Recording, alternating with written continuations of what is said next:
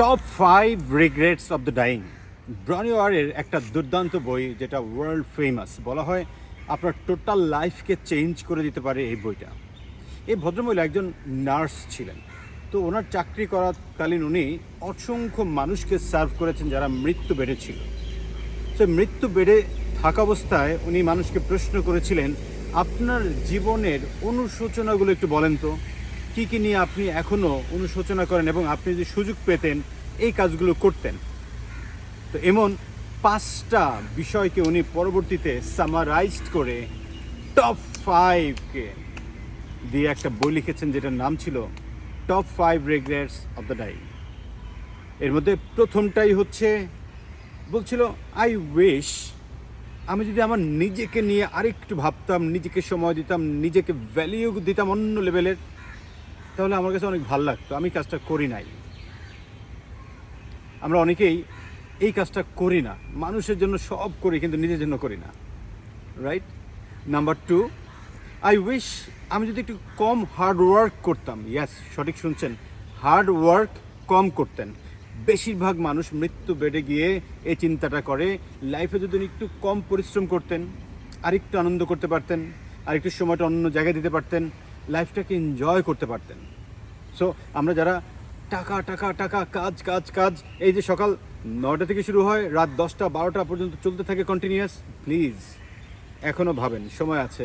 মৃত্যুকালীন সময়ে ওই ভাবনাটা ভেবে লাভ হবে না, যে ভাবনাটা আপনি আজকে ভাবলেই একটু পরিবর্তন আনতে পারবেন। নাম্বার 3, উনি যেটা বলেছিলেন, আই উইশ আমার যে কারেজ ছিল ওই কারেজটাকে সঠিক কাজে লাগাতে পারতাম, বা আমি আরেকটু কারেজিয়াস হতে পারতাম।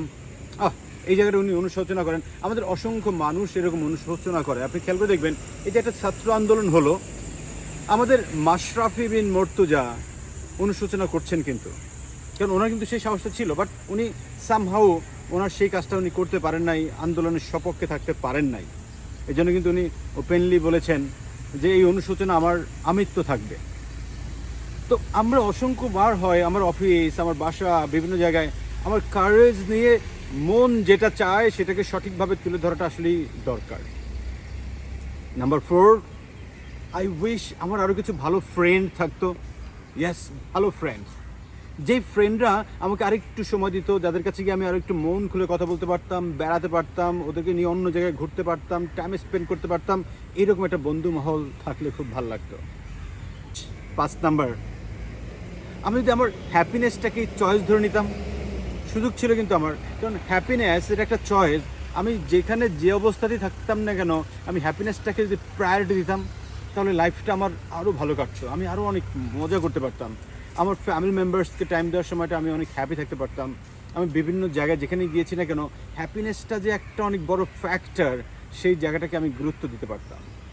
সো এই যে 5টা বিষয়, ফার্স্ট নিজেকে ভ্যালিউ দেওয়া, সেকেন্ড হার্ড ওয়ার্ক না করে প্যাশনেট ওয়ার্ক করা, থার্ড কারেজিয়াস হওয়া, ফোর্থ ভালো ফ্রেন্ড তৈরি করা, এবং ফিফথ হ্যাপিনেসটাকেই একটা চয়েস বানানো। তবেই আপনার লাইফেও আর ওই মৃত্যুকালীন সময়ে গিয়ে আপনার অনুশোচনাগুলো থাকবে না, ভালো লাগবে। সো একটাই মেসেজ, লাইফটাকে ফুললি এনজয় করা।